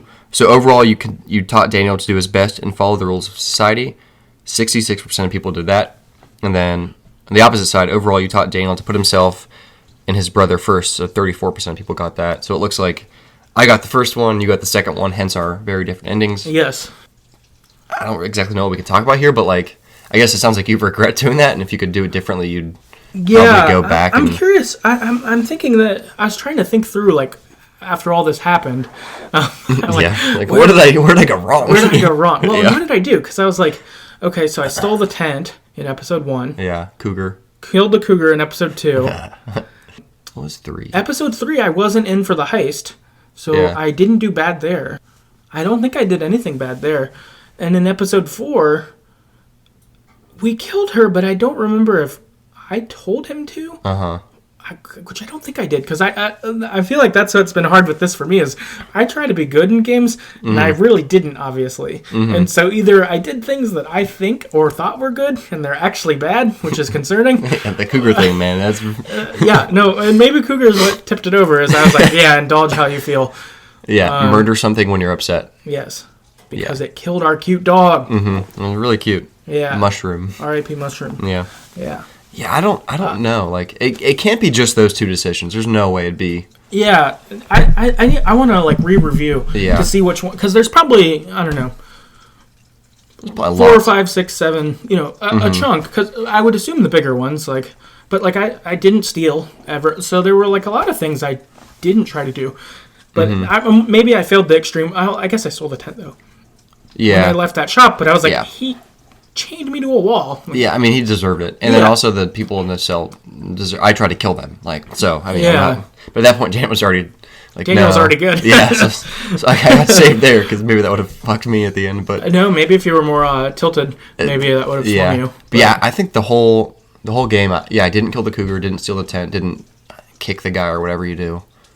Okay, you didn't steal the tent. Okay. I don't remember stealing the tent. Yeah, I'm not sure. I need to re-look through my stats to kind of see what are the bad ones, because I did try to look a little bit to try to think of things, and I couldn't. I was like, I didn't do the heist. Like, I don't know. Like, what a.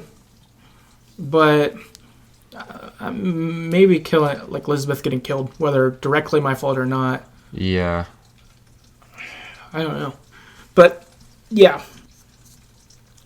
It sucks that, like, getting the moral end, like, I don't feel like these guys should follow the rules of society in some sense, because society's just fuck them, mostly. Yeah. But I also don't think that the attitude of put your brother and you first is good, because I don't really believe in that either. Yeah. So, I mean, there should be some of that. It makes sense, but I clearly messed the balance up to get where I got. Yeah, I mean, these are both really extreme, so I feel like there should be a third option, but I don't know how that would affect the endings. Like, right, yeah, I don't know what that would be or how to navigate that. Yeah.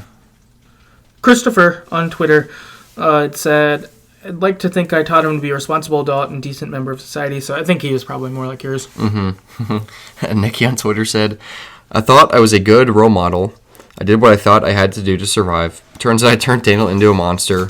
That puts only him and his brother first. So yeah, that's you. Yeah, like me. Except she went full evil and got to go to Mexico together. Yeah, so instead, so. You should have done that. I know. Next time, just don't surrender. Just be like, all right, we're doing this. Yeah, I think if I'd realized, like, I think that was my problem, which is, again, bad. Is I didn't realize I was a bad guy, or that I made Daniel a bad guy. Otherwise, I should have just leaned into it and been like, fuck it, let's do it. But I was like, no, I want to do the right thing. I'm not bad, I'm good. Yeah, exactly. Yep. To move to some general thoughts, I guess first thing we did talk about the sum, but I really love the David cameo. Exploring Camper was cool. The pictures, Max, Chloe, the menu from Two Whales, letter from Victoria. It's all really good. I really like that. I did watch the alternate version too, if you sacrifice Chloe instead of Arcadia Bay. And in that one, instead, Joyce calls and talks to David. They've, like, split up after that. But oh, really? Yeah, but she calls and talks to him on the phone, and he's got some old stuff. Like, it seems like Chloe dying just tore them apart, which makes sense. Okay, yeah, I was wondering that, because I don't remember. Is there an option where you, like, have to say what you did at the end of the first game? There must be, right? Yeah, at the beginning, because we I don't even remember that. Because we see before we start the game, because you see Arcadia Bay destroyed or not. Yeah, and that's why I was confused, because it was like, okay, it seems like this is just canon that they just no. But I don't remember doing that. The other version, Joyce calls. There's a picture of Nathan Prescott in jail, like his mugshot. He has that instead of Victoria's letter. He doesn't have the photo, obviously, of Max and Chloe in the future. Yeah. Because Chloe's One dead. of them is dead, yes. Yeah. Yeah. But yeah, so it's like Chloe dying drove them. Oh shit! Yeah, I don't even. I mean, I guess it's been a long time since we played episode 1, but yeah, I don't remember doing that. So yeah, I think it's the first thing you do before you start the game. Is like, which makes sense. Yeah. Like, oh, okay, cool. Yeah, because I was wondering, I was like, okay, it seems like they just made this canon. Then no, they did that, and that was what was weird. Is back then it was like, so is it ever going to matter again? And then they just long gamed us until episode 5, and they're like, all right, besides the time you saw Arcadia Bay at the beginning of the first one, it also matters again now. So that was cool. I really liked that, though. I feel like that hit the right amount of nostalgia, too. Like, yeah. Like, obviously, it would have been cool to see Max and Chloe. Yeah. But I think this was maybe better in some ways. Is, like, you still got a lot of that enjoyment, but you didn't have to put them there or have them do anything. Like, you still got the feelings from it. So, yeah. Great job. Really like that. Oh, yeah. And it kind of made me sad I sacrificed the town. Just seeing David be, like, really sad Joyce was dead. It's like, oh, man, this sucks. I mean, I would still do it again the exact same way. But it kind of made you, like, have to live with it one more time. It's like, fuck you guys. That was good that they confirmed that everyone is dead kind of thing with that. Just because when you left, it, like, I don't know, you saw the one dead guy under a sheet or something, and you're like, all right, see you. Maybe like, everyone else is all right somehow. Yeah, like, so I like that they're like, no, that had real weight. Like, all right. Yeah. Like, and seeing Broken David. Like, that was pretty cool. Yeah, that was good. One thought, this is kind of random, and there's no way to know this, but so when was this second episode, or this 5th episode of the second game made? Like, pretty recently. Yeah, I'm guessing so. I'm guessing they started really making it when episode 4 ended. Yeah. So, which that was like August, I think. Okay, yeah, so pretty recently. Yeah. Yeah, I wondered. So I saw some video recently of like the border wall, and it looks just like this one. Oh, really? So I kind of wonder if this is Trump's wall. You know, like, I don't know, and there's no way to know that necessarily, but like I think so. I wonder if this is like if this was the wall 5 years ago, you know, or if it was more of just a idea. I don't know. I think that they ran it off of Trump's wall, the idea, because the president in the game in the first episode sounded like Trump. Yeah. Do you remember that when you like no, read? Oh, it's been a long time. It was a long time ago. But you read some text messages and news report things, and it's pretty similar to like when Trump was getting elected. Like that, the same vein. Yeah. So it's so I think that they just kind of ran with that. Yeah, it's kind of crazy. Like it's just very relevant, like to what's happening now. I mean, obviously we're not in that position or anything like that, but it's right. It's kind of cool to see that perspective, and even just seeing like Diego and Carla in jail. It's like, man, I feel like I'd let you in. Just come on in, you know. But it's weird, to be hit with that. No, yeah, super relevant, like on point, which is wild. Another, I guess, general comment I have is Daniel became way more powerful than I ever thought possible. Yeah, he's badass. Yeah, I think that was part of why I didn't want to try to break the wall, because, too, in Crossing, I was like, it can't be done? Like, I didn't really think about Daniel being able to make, like, a bullet force field and, like, knocking over 30 cars and stuff. Like, I thought he was powerful, but not, like... And, I mean, we did see him knock down part of a wall before, but, like, that's, like, a lot to be able to do, and... It's a strong wall. Yeah. And a lot of cars. Yeah, and just being able to knock all that stuff over to be able to escape. I don't even know if I recognized that his power could be that much. Like, to me, I think kind of thought there could only be bad outcomes if trying to use it, because, like, how? But he could. So wow. His power is developing like that in 10 months or something. Like, Jesus Christ. Like, Daniel, like, in the future ones, like those 6 years later or whatever. He's badass, like, dude's like for real, like superhero powers. Like, if that's how powerful you got in 10 months, like how powerful would you be later? Yeah, in like 20 years. Right. Like you could probably crush like buildings, like cities away or something. You know, be really sweet. Yeah, so the crazy like that. Like, dude, man, so powerful. Really impressive. Yeah, that was really cool seeing him 6 or I guess we only really saw him do stuff 6 years in the future. And I forget which 2 endings it was, but like the ending where. Yours was 15, but the others were all 6, I think. Okay, yeah. Then to see him actually do stuff in those, it was like not even using his hands. It was just like, oh yeah, that's gonna move. You're gonna die. Like, this is gone. It was just like super crazy. Yeah, it's wild. I guess just like you, like I had to watch all the endings, like immediately. I was like, all right, what else are the other options here? Did I get the best one? And I did. Not to toot my own horn. I got the best one, in my opinion. But yeah, I feel like they were all sad in kind of different ways. Like, either Sean dies, which is objectively sad, and Daniel's a super powered gangster, which he's pretty badass, but like, it sucks. It's not the ending you like would want to get to, but I mean, like in a sense, you're like, that's cool. But yeah, like, what a dude. I guess if you wanted that, but I don't. I can't see. But then I think you'd have Blood Brothers. Yeah, that's probably the ideal then. There, which that one's cool. It's sad because they know how to kill a bunch of people to get to Mexico, and they're still probably killing people sometimes. Yeah, at least sort of bad. Yeah, but they're together, and it seems cool. Yeah. Daniel seems kind of sad in that, but not like sad. So they're Right. together, and then Minding is, I mean, they're separated for 15 years, and they go separate ways at the end, probably. Right. So it's kind of sad, but it's like they're all like kind of sad. Yeah. Which is cool. Yeah, or the Daniel and Sean are separated by when Daniel jumps out of the car in the fourth one. Yeah. Yeah, they all have their like. They're all bittersweet. Yeah, except the one's just bitter. yeah, mine's just bitter. But the other ones, there's like there's some good and there's some bad, and like you've got to kind of be like, well, I mean, I guess I'll take this for that. Like I'll take that Sean had to go to jail for 15 years because Daniel got to have a life and now Sean's out. Like that seems nice. Or okay, we're separate, but we're both living lives we want to in Mexico and with the grandparents respectively, or fuck it, we're both just, we're both just gangsters sort of now. Yeah, running some repair shop that probably isn't really a repair shop because in the safe, if you saw that, they had they had a gun. a lot of money. Yeah, a lot of money in cash. It's like, all right, you guys robbed someone. Yeah, I guess I wonder if it's sort of the we rob bad people, but also we have a real business sort of. Yeah, like I wonder if it's a little both. Yeah, I could see that. That's not bad, not the worst. Yeah. So I guess that's our general thoughts on this episode. So then we wanted to move through some general thoughts on Life is Strange 2 as a whole. So we've actually gotten to go through all of it. We've played all 5 episodes. It's been over a year at this point. Yeah, which is We've crazy. Been playing for a minute. And one thought I have is I thought after a rough start to the game, it did get back on track pretty well. I thought episode 1 was cool, but as we've said at different points on the podcast, because we watched the beginning of it on the free 20 minutes of play or whatever they showed you. Yeah.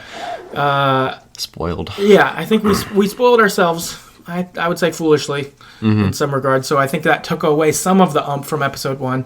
And then episode 2 took a while to come out, and it wasn't as good. But then 3, 4, 5, I think they've really ramped. Like 3 was great. This episode was really great. 4 had some good stuff in it, but it I think they really righted it, which was cool. Like seeing, and I think after episode 2, there was a point later where they're like, "Hey, these are the 3 dates the other episodes are coming out," and they did stick to them, and that was good. I think that really set that, because after episode 1, we're like, "When's episode 2 coming?" And then it just took a long time, and they kept not saying anything, and. So I think they really landed it by the end and like really improved their game quite a lot. So I don't know. Good. I would say good job overall on finishing it and like figuring some things out as you went. Yeah, definitely finished with a boom. Yeah. I mean, I think this might have been my favorite episode. I think the first hour-ish was kind of slow. Sure. It did a lot of like development. I loved having David in there. That was really cool. But it felt kind of slow until the very end. Sure. But I think overall, this felt more the season 2 felt more disjointed than season 1. Yeah. And some of it's probably just because it was a different setting, like you're traveling. But like even just thinking about like, oh yeah, what happened in episode 1? I kind of remember. Episode 2, like I'm not really sure. I think the first game, like I was like, I maybe can't tell you the episodes exactly, but it was like I know what happened throughout the whole thing. Right. So I think some of it was just kind of like it felt more broken to me. And maybe that's because we played the first one straight through because it was already all out. Right. But, yeah, I think having a break between 1 and 2, like a long break, was kind of difficult. Yeah. And then overall, I really like this game, and I'd recommend it to probably anyone who likes games like this. But I think it felt a little bit, I guess, disjointed is probably the best word I could use to describe it. Yeah, I think that I'm glad they tried the road trip story. Yeah. I think it's cool, but I think that what Life is Strange is best at does seem to be the little things. Like Life is Strange, the main game, that was all, I don't know, probably 5 days or something like that. It was just that week, right? Yep. Each episode. So it's, it's... Like a few spots, too. Like, not many different areas. Yeah. It's the characters, though. It's the characters. We're at Blackwell Academy, mostly. Like, that kind of thing. And then even for Before the Storm, that's still, I think, probably in a few days span, or maybe a few weeks. But it's all Arcadia Bay again. Like, it's all there. And then for this one, it was spread out a lot. For me, I think my favorite episode was the third one at the pot farm, but you were at the pot farm the whole episode. So I think that gave me the vibe of, again, the other ones I think were there especially good, of like, hey, here's your 8 characters, you're going to be around a lot, and you interact with them, and I think they're really good at that. And obviously a road trip prevents that, because you can't stay at the same place on a road trip. You have to keep going, and you have to bring new people and that sort of stuff. And I think it's good they tried it, and I'm sure they learned a lot from it. But I think they did like we talked about earlier, they did pretty well about keeping like Brody involved, even though you couldn't interact with him. Right, he still mattered. You could see blogs, or you could, So I think that they've probably learned a lot there from it and stuff, and it's cool they tried it. But I do think the best is probably in those single locations. Yep, I would agree. I guess in relation to that, I thought that despite being on the road, there were a lot of enjoyable side characters we met along the way. I really like Cassidy. She was probably my favorite, getting, I guess, 1.5 episodes with her. Yeah. Because we met her at the end of 2. And then seeing letters, the last 2 episodes from her, that was nice as a way to keep her around. Or Brody, like we mentioned. Brody was the best, in my opinion. Yeah. I like Brody quite a bit. He was great as a guy to meet our first day on the road. Like, that was really nice. Cool person. Getting to see his blog post a couple times. Lila, same thing, only episode 1, but it was enjoyable getting those. Or for Karen, even, she turned into a pretty enjoyable character as well. For me, I thought, and like brought a lot more than I thought she'd be able to. Like, I thought I would just not like her, be like reluctant ally only. And I don't know. So that was cool. I thought they did a good job with their side characters, despite doing the road trip and changing scenes. Like, I think figuring that out's a little hard, but I thought that they did that well. I wonder, I'm just speaking out loud, just thinking, but if you did a road trip style game for them, but instead each episode is actually one location. So if it was all like the pot farm. So like if, like, I mean, you'd have to still make this one this way, but like, what if all of this episode was at a way except the very end? Yeah. Or something like that. Like, what if instead of, like, you'd have to change the wall sequence. Maybe we get arrested on the way or something like that. You take one of those sequences out, but then you spend more time at a way. Like, I don't know. Yeah. Something like that. But it does seem like if you could do something like that, that'd probably be pretty good. Yeah, I think I agree. Yeah, it's tough because like I liked all the characters. I mean, there's some that were like, I don't really care that much, but they still did a really good job developing the characters with the time they had. I just don't think they had enough time to do it. So I guess I just agree. Like, I would like to see the next game they make, and I wonder if they'll go back to the roots of like, we're at this place the whole time, or this area of the place the whole time. Yeah. I think something we both agree on, too, is having more than just 2 innings was really cool. Yeah. So, like, in the first game, it's you sacrifice Chloe or you sacrifice Arcadia Bay, which are huge.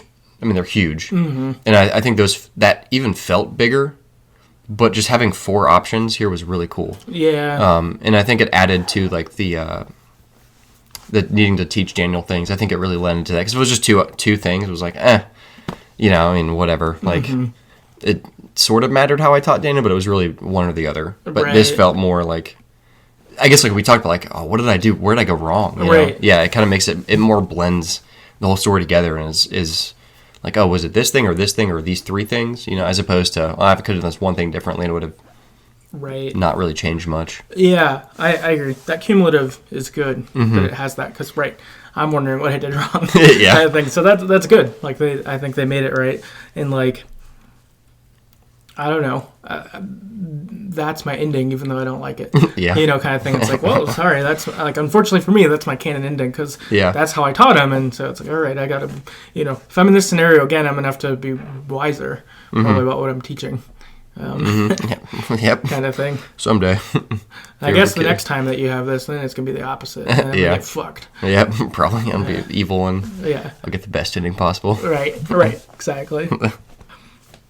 Another thing for this is that I really like the music again in this. Like in this game, I have a lot of it that I listen to on Spotify. It's great. On the reg, like they landed with music quite a lot again. In this episode, there wasn't specifically as much that I liked, but in the series itself, there was a lot of songs that I liked quite a lot. So, as per usual, good job. Life is Strange. Yep, I like the ending music, like where no one's talking, like because they don't have the voice actors for it. But it was like it just added so much. Like I don't even need to hear your voices. Like I can feel what's happening because of the music and animation. It was really cool. They really landed that, and that each ending song's a little different.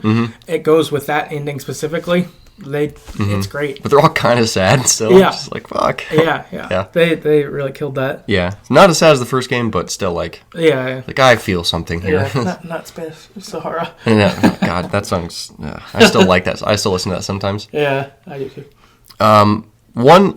One thought. I don't know if this is a critique or what. I want to hear your thoughts, but so teaching Daniel like things throughout the game definitely mattered at the end. Obviously, with the different decisions, but I feel like it didn't. Throughout the game, I didn't really notice a whole lot of if it mattered. Yeah. I think, like, I did some Googling, and, like, there's certain things where it does matter. Like, in my game, I tried to kill the fake border guards at the end, and Daniel's like, no. Right. But at that point, if you're going to kill them, or if you're going to kill them anyway, Daniel's already probably bad if he lets you do it, or if he does it. Right. And if you don't kill them, and you've already played evil, he's still evil. You know, so... I think you get where he doesn't listen to you, which is I think what I had. Oh, so he would have. So like Or sorry, the people in prison. Yeah, I know what you mean. Okay. But I think now that we're talking, I think what my ending was for 4 with Elizabeth. I didn't want to kill her, and Daniel said no, we have to, and he did it anyway. Okay. And he like Darth Vadered her. Yeah. And it was like, I didn't want to kill, but you did. Yeah. And so I wonder if there's something like that where he disregards you, sort of thing, where it could affect. But you are right. I didn't think he would disregard me at this point, obviously. Yeah. So yeah. I think it does a little bit, but you're I wonder if your Daniel just ended up being like your morals matched up really well, and so you didn't get as much pushback. Yeah, I got like no pushback. Yeah, because he definitely ignored me multiple times. Oh, really? Through the game at points.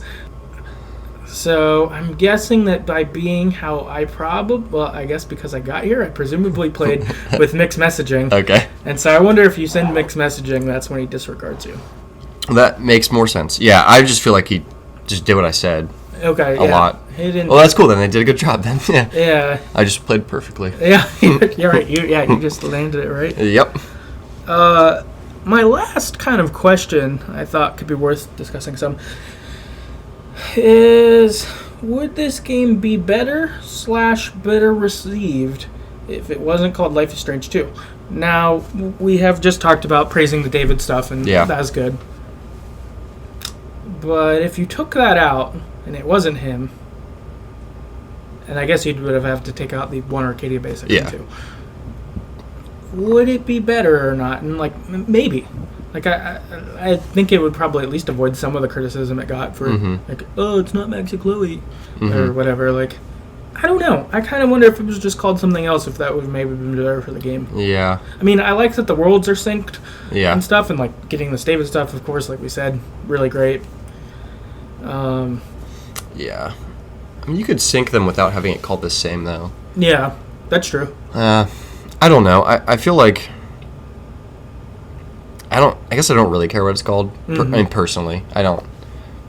I mean, to avoid some of the criticism or backlash, maybe it would have saved them some grief. But I feel like also maybe people wouldn't have bought it as much because that's true. The title Life is Strange is like, man, people that like these games would probably buy it anyway. Right. So even I guess you'd lose some if you didn't call it that. You'd gain some if you didn't call it that. You'd lose some if you did call it that. You'd gain some. So it just kind of seems to me like you're kind of damned if you do, damned if you don't. Either way. Personally, that's my a good view point. of it. Yeah. I mean, and I think too that the David cameo more than makes up, or quote unquote makes up for it, is like cool. Like this makes it feel a lot more in universe, because I was like expecting not to get anything coming into this episode, and I thought the only thing would be whether the bay is destroyed or not, kind of. And I was like, if it's that, you probably should have just said, hey, we've got this new game, and it's called, like, Stuff Gets Weird. Road Trip. Yeah. Yeah. Existence is weird. Yeah. Yeah. Existence is weird. Yeah. Brothers. Not being dead is not normal. Super Wolf. Or Wolf Brothers. Yeah.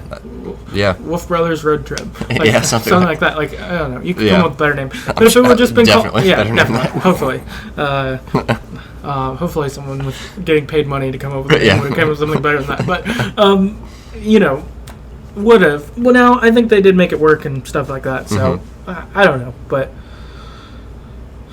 I guess I'm glad now, ultimately, though, with the tie-in, that it is that. Because then I assume if there's a Life is Strange 3... then it'll probably be tied into these two games, or potentially a sequel to one of them. If not, you know, maybe a third one that's just, it's also in universe, and like, this person meets someone in Puerto Lobos or something, or a prequel, or I don't know. It'd be cool if they did one more game that was like a just separate third game, and then if they made a fourth game that was like somehow, boom, tied together. Yeah, that'd be kind of sweet. Go Avengers. Yeah, that'd be kind of sweet. Which I don't know how they would do that with like story narrative game, but kind of cool. Yeah, no, it would be. I could get down. Like if they keep going with this stuff, if Life is Strange 3 is like in universe and maybe you get some touches of 1 and 2 through it, and then 4 wants to wrap them up, I could get down. Like if that's the route they want to go, cool. Yeah, wouldn't be pissed. And I guess too, if they decide they're just done with it and this is the last one and no more Life is Strange, like.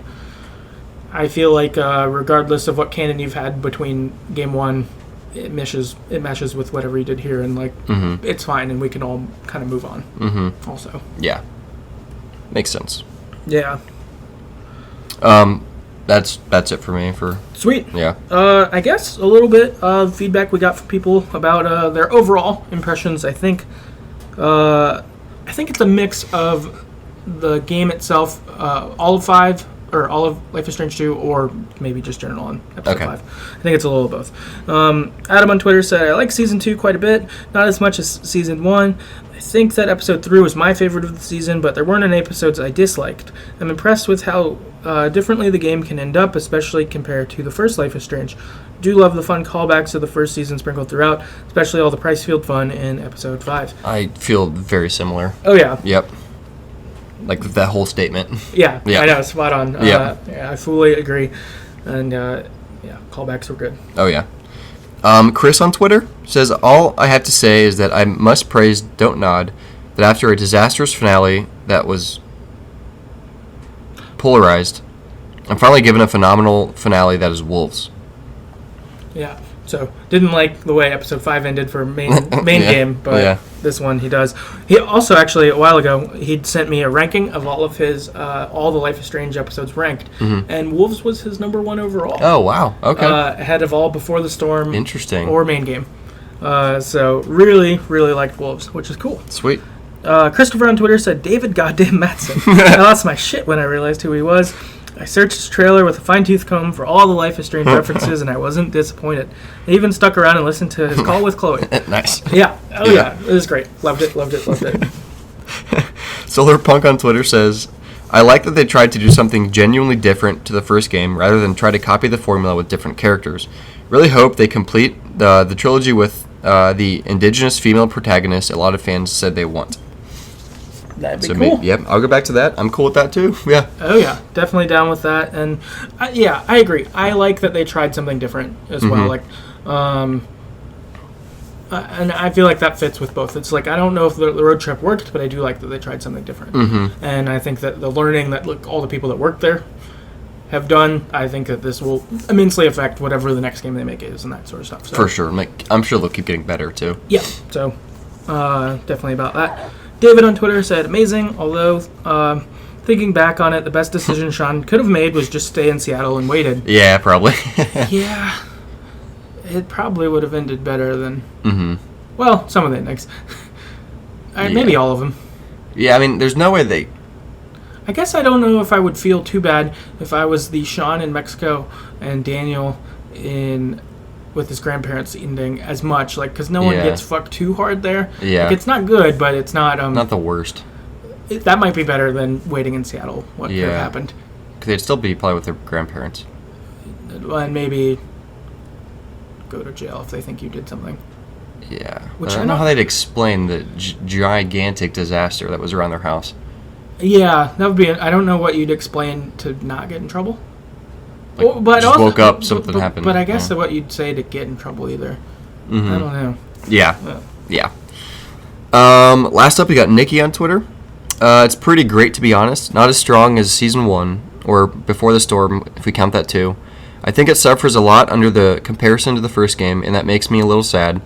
I like how all the little and not so little things you do and don't do play into Daniel's behavior. Yep. Mm-hmm. I agree. So last up, what we wanted to do was revisit some predictions that we had that we made during the Captain Spirit episode. I guess probably like a year. Yeah, it was and a half almost at this point, probably. Yeah. Something crazy like that. And also from our trailer review. We did a review of the trailer, stuff like that. So I went back and listened to some of those and pulled out some things that we had from there. One of our predictions was that the neighbor kids from Captain Spirit were adopted or potentially foster children because Mrs. Reynolds and them look different from one another. That maybe she... Also, she was like a grandmother, as aged, whereas they were teenagers. Maybe they were grandchildren if they're related. So we thought that. We were decent on that. Also, one of our predictions related to that was one of the neighbor kids will play the main character. Yeah, that was Life right. is Strange 2. So yep. Super right. Yep. We did get that right.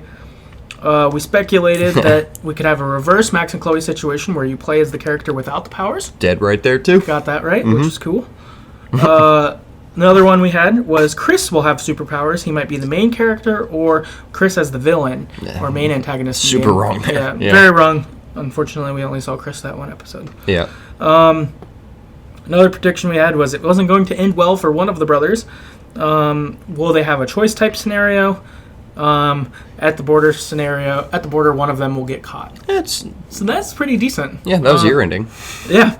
Well, one went bad for one brother. Yeah. But yeah, one can get caught. Yeah. Not bad. What I thought there, my big prediction was that like you would have a spot where it's like at night and you're both trying to cross the border and there's police like with lights going and you like see him heading in on Daniel and Sean could be like over here and like get captured and then Daniel makes it across. Yeah. Or you could let Daniel get caught and go to Mexico yourself. That'd be really fucked up. Yeah, that was kind of what I imagined would happen. And I was wrong, but it was sort of right. I mean, not that specific thing, but the general idea was definitely right on. Some of the idea was right. Yeah. So I like that we were able to predict some of the things, but I also like that they gave us far more better stuff than we would have guessed. They tricked us. Yeah.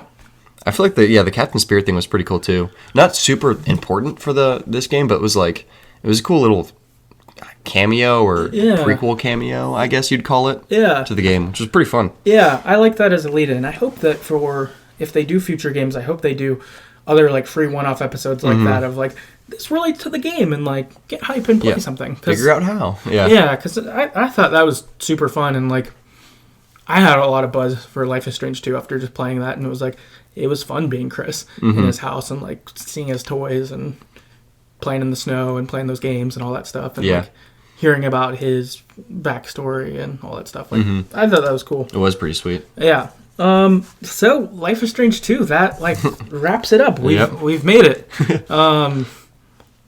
To various places. Some of us to Portola Bus. Yeah. And some of us back to Beaver Creek with the grandparents. I think that's where they live, Beaver Creek, Oregon. Yes. I think that's right. So yes. Variety of places, but we did the journey with the Diaz brothers, so that was fun. Next time we're going to do our year in review. That's what we'll be back with. So we'll be putting some questions out about like favorite games you played this year, and we'll talk about that sort of stuff. So that'll be really fun next time, so we'll be back with that. Otherwise, though, if you want to rate and review us on iTunes or wherever you get your podcast, that would really help out a lot to increase visibility. If you'd like to support us financially, you can do that on patreon.com/TheGreatestStoryEverPlayed. If you want to give as little as $1 per month, that will get you access to a special Patreon episode we do each month that are topical in nature. They're fun. We talked about like our favorite systems one time or favorite games we played as children, that sort of stuff. So it's fun, but if you would like to support us in that way, we'd super appreciate it. And also, if you want to get in contact with us, you can do that at Twitter on @StoryEverPod. You can email us at TheGreatestStoryEverPlayed at Gmail. Also, our website is TheGreatestStoryEverPlayed.com. So, has a backlog of episodes and other stuff there. So, check that out if you want.